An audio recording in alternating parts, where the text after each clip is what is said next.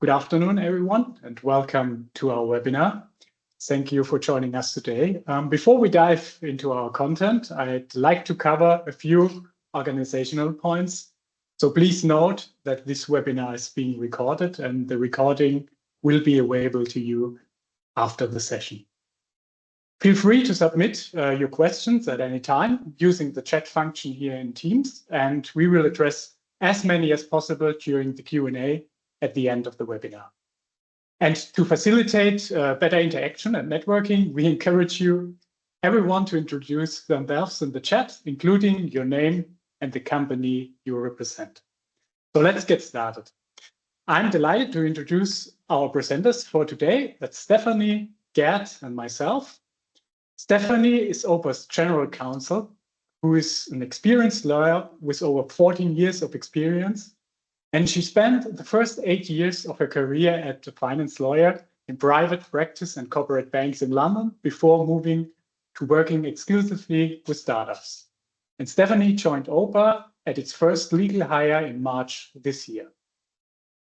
Geert, our CEO and co-founder, brings 15 years of experience in banking, consulting, and technology with a specialization in mortgages, and he is deeply passionate about the transformative potential of digitalization and AI in the mortgage sector. 5 years ago, he founded Oper Credit, establishing himself as a leading expert in digital mortgages. With 13 years of experience in the fintech sector, I've collaborated extensively with banks and banking groups across the EU. And at Oper, I'm dedicated to driving the digital transformation of the mortgage process in Europe. So let's take a look at today's agenda. First, I'll provide you a brief introduction to Oper. Then Geert will discuss the market context of AI, share Oper's AI strategy, and demonstrate live how our software leverages AI to significantly enhance efficiency in the mortgage process. Following that, Stephanie will delve into compliance and data privacy. And after these presentations, we will open the floor for your questions on the topics discussed. So buying property and getting a mortgage is one of the most significant and emotional financial decisions in life. However, the mortgage process is often complex, analog, and paper-driven. In today's world, where digital opportunities are abundant, the next logical step in digitalization is the purchase and financing of real estate. Yet, when we look at the mortgage process in banks across the EU, we often find a lack of end-to-end digital integration. And digitalization is not simply about converting paper into PDF or moving forms online, as this approach can actually decrease customer satisfaction. And we see enormous potential in fully digitalization of the mortgage process. So recognizing this potential, we decided in 2019 to support banks with a ready-to-use end-to-end solution for digital mortgages. And our vision is to create a seamless digital mortgage experience and eliminate the need for paper. So our technology enables innovative financial institutions in several European countries to achieve this vision, making the process simpler, faster, and more customer-friendly for everyone who is involved in that process. Today, we operate in 6 European countries. Banks process over 25,000 mortgages with our solutions annually, and we have more than 60 experts in digital mortgage on our team. And we are supported by the best investors in fintech sector. We provide banks with the necessary software solutions for digital mortgage, from first contact to contract. From borrowers to credit analysts, we support everyone in your lending business. So our solutions allow borrowers to easily simulate mortgage options, submit data and documents, and receive primary decisions quickly. Loan advisors can easily simulate mortgages, collect documents, and fulfill application requests efficiently. And with Oper, credit analysts can verify data and documents, run credit checks, and make decisions on the mortgage application with the help of AI. With Oper API, the solution is fully embedded with your IT landscape, and with Oper AI, we boost efficiency from advisory to closing with our mortgage-specific AI features. Our clients experience a 27% increase in conversion rates or more, up to 81% faster mortgage decisions, and benefit from a first-time right rate up to 90%. And now I'd like to hand over to Geert. Geert, it's your stage. Thank you very much, Achim, and warm welcome also from my side to everybody in the call. It's very nice to see such an international audience that made time for us on the 31st of July. I hope you are all not joining from the beach in Mallorca or south of France, but from your offices like we are doing. Cool. Let me very quickly in these 15 minutes do two things. First, I would love to tell you a little bit about what are the principles for which we are very excited about Gen AI and how we think it can supercharge the business that we are all very much in love with, the mortgage business. And secondly, how that translates back to our roadmap and how we think we can drive tremendous value out of it. And then in the second part, I'll pass the baton to Steph to go a bit deeper into the whole topic of compliance. But let me quickly start here. I mean, we've all been going in this industry now for a while. 2022 and 23 have been special years coming out of the pandemic, of course, with the interest rates rising. And we've seen in all the countries that we're operating in that, the volumes were dropping, and it wasn't the most pleasant time to be running a mortgage business for all of us. But when the markets were down at its lowest point, there was also something else that happened, being the launch of OpenAI's ChatGPT at the end of 2022. And that has actually been, let's say, the renaissance moment of AI.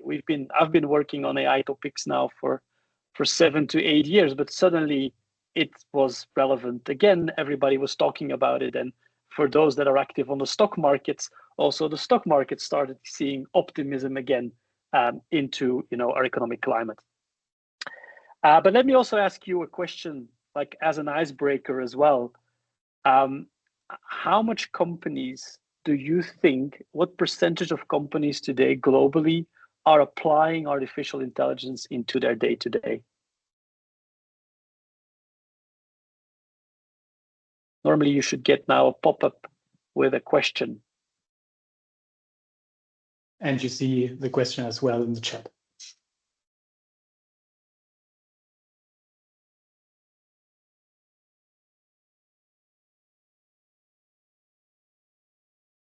"63 respondents, still going up."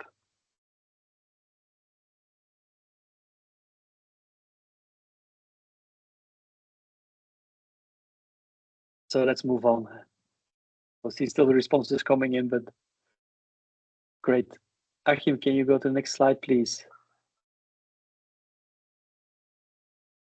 So today, in 2024 data, 2/3 of all organizations are in some sort applying artificial intelligence to their day-to-day. Oh, yep. And what you can see is that a large driver of that has been applying the technologies offered today by what we call Gen AIs powered by LLMs. So you've seen that, in terms of adoption, this has been a major boost. But let's take one step back. What makes Gen AI so powerful? Next slide, please, Achim. So in a very simple essence, Gen AI, which largely uses LLMs, has an incredible capability of predicting the most plausible next word into a sequence, and does that, which is very important, in context. So if you just have large sentences, these LLMs, or LLMs as such, are extremely good in predicting what is going to come next. And this technology has also been extended on predicting which pixel comes next into an image. In a sense, this is nothing more than mathematics, but being able to very well predict in a certain context what the next word is, if you start putting a lot of mathematics and a lot of computing power on it, can actually create very crazy outcomes, which probably all of you have seen already when you're experimenting with any ChatGPT or any other technology. Next slide. So Gen AI, in a sense, is really good in understanding natural language, not in the way that our brains understand language, because there is still interpretation, but very well in apparently predicting what is going to come next. And because it can predict what can come next, it can also predict in a certain way what is correct and manipulate content, recognize patterns, and hence start personalizing based on content, where we see a huge potential in customizing journeys, personalized to a certain context, but we also see in every business process where we are processing text, where we are analysis on a wide variety of documents, that actually Gen AI can really supercharge your business, because it can just reason much faster than our brain can on certain specific problems. Also, for example, on software coding, because software coding is also just predicting what will come next in a chain of words. And there we feel there is a huge potential for automation and just boosting the efficiency of everything we do in a day-to-day. Next slide, Achim. Now, if you look at industries, we're all bankers here in the room or technologists. We see that the productivity boost, these efficiency gains, can largely impact our credit analysts, our advisors, and ultimately our borrowers. So there's a huge potential here for us working in this space of banking. Now, next slide. What makes it so different of everything that we've been doing before? And I mean, we call it a bit, you have Gen AI and you have predictive AI. I think what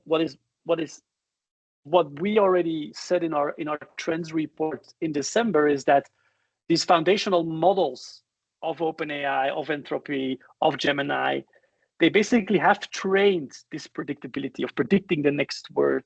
They have trained this on a huge sets of data. So meaning that the models and the infrastructure needed is actually readily available out of the box and can be used for experiments.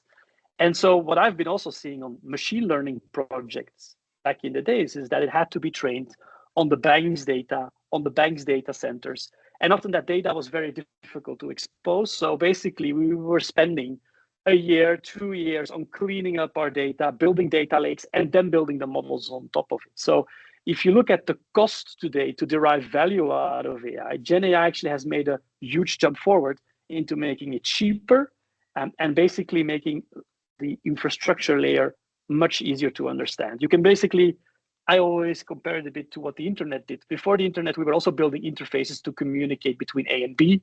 The internet has just provided us with a whole commoditized infrastructure that can be used. So we as organizations didn't have to think about it anymore on how we would make a communication between our Houston office and our Brussels office. Next slide. And now I'm going to bring this back to the mortgage industry. I mean, from advice to closing a mortgage loan, we already had live event machine learning that could predict when a client wanted to buy a house based on maybe transactional data. We already could do some product recommendation. There were also already OCR technology and dynamic scoring models available, but we were always building it on top of our data, our models, and just spending a lot of time on doing so. We feel now by using these foundational models in a smart way, we can very quickly create personalized journeys for our borrowers, help our loan advisors in providing the right mortgage advice to our clients and product recommendations, but also on the whole set of documents and data that is going into the process. LLMs out of the box with some tweaking can provide a lot of opportunities, even all the way up to automated decisioning or semi-automated underwriting decisions. Now, we've asked you about this excitement also in our survey, and thank you for so many people for filling this in. So today, 60% of you in the room are implementing or have planned to implement with Gen AI in the next year. However, when we see next slide, please. Yep. Only 50% today has really adopted it. So there is, let's say, an eagerness, there's a hunger to go, but we still see adoption on the fairly low side. And that, we believe, is also because of three main hurdles, which was confirmed by the survey. Next slide. Where, of course, it's very nice to launch an experiment on top of a foundational model. You have the API keys, but the real value will be when you can embed these models into your existing processes, into your existing software, into your existing workflows. Because, I mean, it is not very productive if all your colleagues are just typing into ChatGPT the whole time. That's not how a professional process can be run. You've also identified a lack of expertise. The learning curve seems to be flat on the start, but making sure your models don't hallucinate, making sure that your advisors or credit analysts don't take the wrong actions because of a model not being accurate enough, needs to be mitigated. And then, of course, thirdly, which was rated in the survey by you as the lowest one, but we see it also as a huge hurdle, is, of course, you're using customer data. Customer data shouldn't leak to a user, to a server in San Francisco. You have data privacy, you have GDPR, we have the EU Data AI Act, the Data Act coming upon us. So how do you make sure you get maximum value in a as compliant process as possible? And we feel that that's the space we're currently coming into in terms of realism. It's like, it is very exciting. We have, I think, made a huge leap forward in, again, technology, but now it's about taking those years to apply it to our day-to-day to really yield the benefits. And that's a little bit where we with Oper also come into place. Like, how do we translate this into our product, our strategy, and how do we feel we can, in a quick way, derive value from that? Yeah, thank you, Achim. You were already going to the next slide. Yep, next one, please. So how we regard it a little bit, and I'm going to use a metaphor for this, is, you know, for everybody that has a car, a car like that, I mean, from this production year or last year production year, you have like a lot of algorithms built in behind your steering wheel. You're still steering on your steering wheel, but your car knows which traffic signs are passing by, so knows which speed you should drive on the road. It knows when you're, you know, crossing when you're trying to bypass somebody, but you haven't used your indicator. It knows when there's going to be a collision. It has a lot of intelligence, but your steering wheel is still the same as it was 20 years ago. So you're still, you know, doing the same actions in your car. And I feel that leveraging Gen AI in technology is going to make the same jump, where a lot of algorithms will be supporting you in your business processes, but you will be still operating a front end. So I don't think the chat windows that we see today are there to last. We will see it being more and more embedded into the buttons we click, the voice control we do, and it will be more in the background. And that's a bit how we are thinking about it. It should augment the mortgage process. It should solve concrete problems, but it shouldn't be in the foreground of it as such. And if you go to the next slide, also there, we today take a end-to-end perspective. So we're looking at where can we improve the process from contact to contract? How can we solve concrete problems that loan advisors and credit analysts have? And how can we make sure that we integrate it into existing functionality? Next slide, please. And that then leads to this complex chart, is that we relaunched a new module, which basically sits behind our front-end application. So it sits behind the screens that our users and our borrowers use on a day-to-day basis. And it basically engineers prompts. So you click a certain button, you have a certain functionality, and we call our foundational module. We have made that in the mortgage context to minimize hallucinations, or basically reduce hallucinations, to make sure we can control the outcome, to make sure that when we don't know the answer, we say we don't know the answer, and then expose that to the front end. So basically to very simplify it, the questions you would type into ChatGPT saying, hey, this is my mortgage prospective. I have a mortgage loan of 200,000 euros. Which one would you recommend? All that complexity we abstract into our control layer so we can make sure that the outputs are correct, are accurate. And then we ping the different foundational models in a safe way. I'll show you a little bit more of how that looks like in a demo in a second. If we take it back to the use cases we are currently working on, I'm pretty excited to show this. Next slide. We basically today derived 3 use cases in Oper that we feel can already drastically boost the mortgage process. One sits on advisory, helping your loan advisor advise the most suitable product, not only for an easy first-time buyer, high, like a hippo, like a high potential client, but for any case, even problematic cases. Then also another use case, which I'll demo live, is like, how do we verify data and documents across a complex loan application? And then also, like, how do we help on the underwriting decision to write recommendations on should this loan be approved, yes or no, so we can make that jump to automated underwriting. The first use case, next slide, is on the advisory side. And this is, again, an example of, for us, embedded AI, where when through our user interface, a client advises on a product, a loan advisor advises the borrower on a product, the system automatically starts saying, based on the lender's information, we feel this is the best way to structure this problem. We work with 2 different loans on 2 different durations, this interest loan, and this is the reasoning on why I do it. Again, co-piloted, the human will still decide, but it really helps the loan advisor navigate ever-changing policies. When then, of course, a loan application is submitted, as always, there are a lot of documents coming in that. So how do you verify the loan application? That's the next use case. That's our AI document verificator, where we basically take all the different documents that have been assembled by, uploaded by the borrower, and we automatically verify it against the loan application.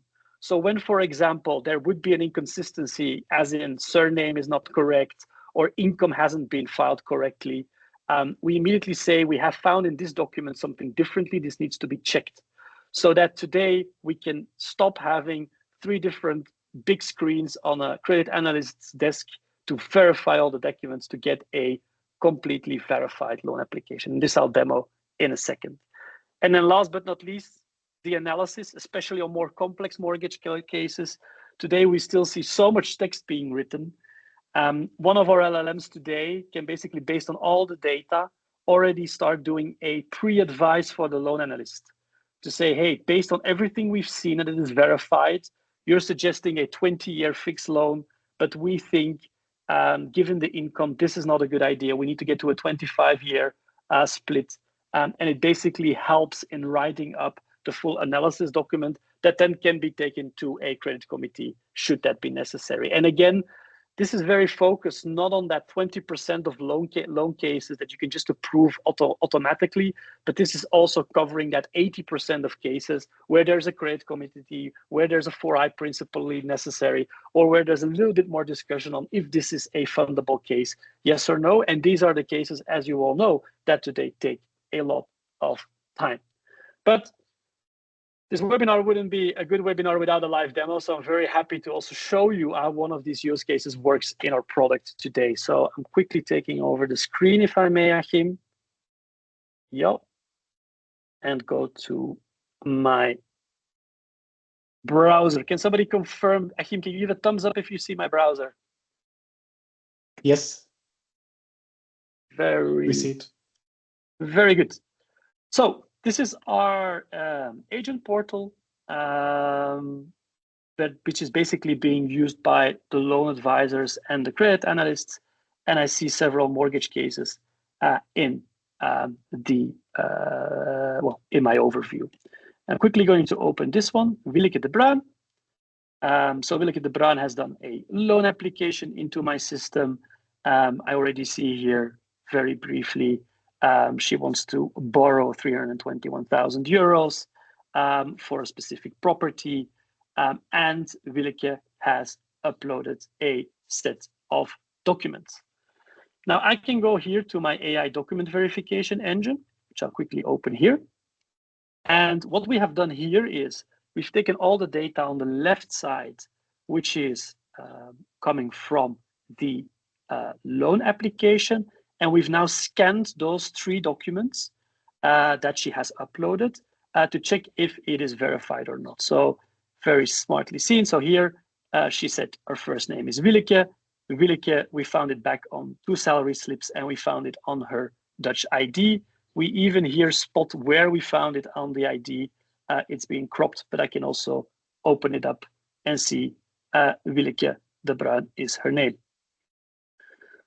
Middle name, she has a middle name, but in the loan application, she didn't met this, so the loan analyst can just click on update and can then immediately update this again into the loan application. So now it is also Lieselot. We checked the date of birth. We also found a discrepancy there. She said it was in 2006, but she's a little bit older than that. Again, we found that back in the identity card here on the salary slips. This wasn't mentioned. I can update this again. And this way, like a workflow, I can go correct house numbers. I can check a discrepancy on the employer name, on the start date, etc., etc. So basically, this is my task list to fully complete the loan application based on the documents that have been uploaded. And again, we always carve out which document it is, and then in the end I can continue and I have verified all the documents. Important is the way we built this up. This is basically a this is not a template-based model, so it doesn't mean that we can only read out Dutch salary slips, Dutch identity cards, but basically the model is built up that it can agnostically of which template is uploaded find the most accurate data verification. And this I can show you to a very quick second scenario, because yesterday and this morning, my wife has also given me consent to use her old salary slips of 2 years ago to just show you how flexible the models can be.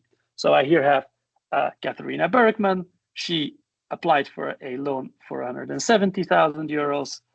We already have a suggested loan here of BNP Paribas Fortis, which might be the most suitable. And again, what we have here is a set of documents that she has uploaded. What you can see here, and I see there are many Belgians in the room. So this is a typical scan of a Belgian salary slip with all the complex salary categories. And also we have a proof of identity, which is a scan of her passport. I again go to document verification engine. As always, there's a lot to verify. So here again, we've done all the scanning. And here also, for example, we have an income that has been found. So very important, there has been a discrepancy found on the income. 3,200 was submitted, but if I see on the gross salary, and you see a lot of different numbers here, the actual gross salary is 3,700. So I can again here say, it should be higher, would be better for her in this case. So again, I can update it. And again, this is a workflow list. So the passport has everything in capitals, so I can neglect this. There's no middle name we should check. And also here, it has retrieved again the date of birth out of the passport and all the data necessary to fully submit. Also important on the employer name, out of the salary slip, we see there is employer name hasn't been submitted yet. We can again update this and treat it as a full workflow.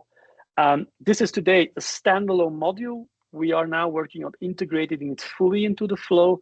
So this checks always automatically happen.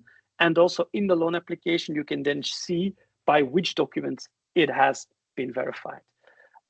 We feel that this can radically already reduce the time spent on a loan application file and see enormous scalability potential also on property documents going forward. But maybe, Achim, you can take over the screen again and show it where we see the business benefits in it now.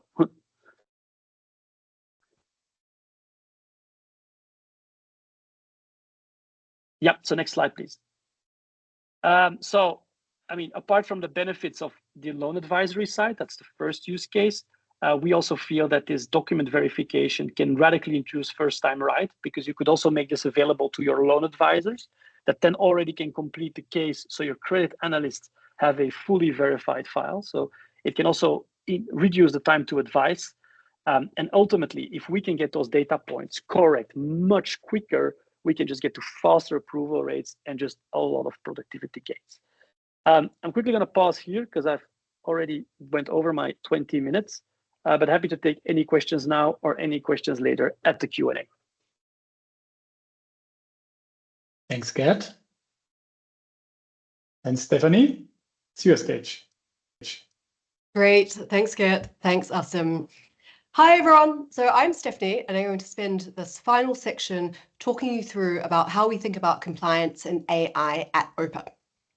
So when we talk about being 360 degrees compliant, this means that we are fully compliant with the EU AI Act and or applicable data privacy regulations.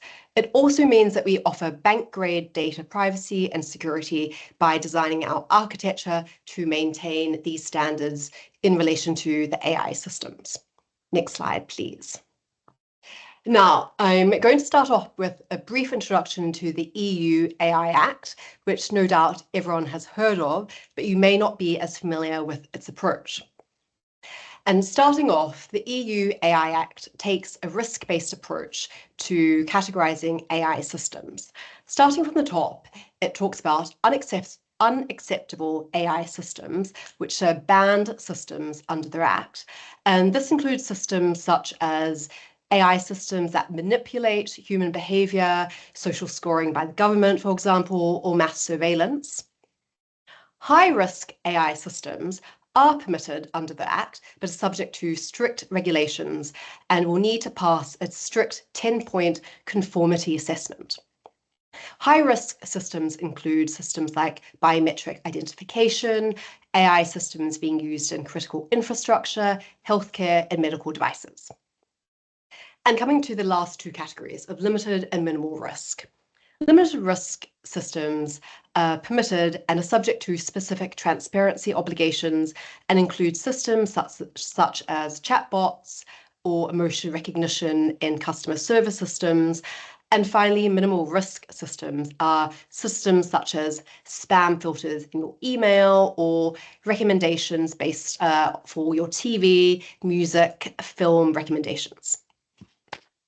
Next slide, please. Awesome. And very importantly for the audience, it's good to know that the Act will actually come into force tomorrow, the 1st of August, 2024. It has a staged application over the next 2 and 3 years, meaning that different rules will come into effect at different times. And whilst the EU AI Act is written in a relatively high level manner at the moment, with not much technical guidance, and we do expect further guidance to be released over the coming months, it doesn't mean that organizations should wait until next year, for example. What is recommended is that organizations should already be starting to think about your compliance programs and be following the same risk-based approach under the Act and looking at the emerging industry standards against what you're doing, against what other companies, other organizations in your sector are taking. It is also important to note that the EU AI Act has a large extraterritorial effect, meaning that not only does it apply to businesses within the EU, but it also applies to businesses that where they are delivering AI systems to users in the EU or whose AI systems impact users in the EU. So that explains why there's been so much interest in the EU AI Act, and while it's very likely to become a global standard. Next slide, please, Achim. Now, in this slide, I'm going to talk you through about how we have anticipated the implementation of the EU AI Act, and we have designed our systems to be limited and minimal risk. As discussed by Geert earlier on, we have identified that AI can assist throughout the stages of the mortgage application process, from advisory, application, and closing. At no stage do our AI systems pose an unacceptable risk to the safety, privacy, and fundamental rights of users, simply because we do not perform any prohibited activity. If you recall, this prohibited activity would be AI systems such as manipulating human behavior. Our systems simply do nothing like that. Nor do our AI systems pose any high risk because of two reasons. Firstly, we don't perform any high-risk activities, such as biometric identification. And secondly, by design, that our AI systems really focus on enhancing the manual activities that are usually done by a human, and the fact that we always have a human in the loop. Every decision can be attributed to a person. In this slide, I'm going to talk you through our key data privacy and security pillars. The first point to note is that we have 100% control over customer data. No customer data is used for training models because we don't train any models. As mentioned, we use pre-existing, pre-trained proprietary models such as GPT 4.0 or Gemini's 1.5. We also remain fully compliant with GDPR and the Swiss equivalent, the Federal Act on Data Protection, and we are keeping a close eye on the development of the Data Act. This means that this also means that our AI features are fully compliant with GDPR and the Federal Act on Data Protection.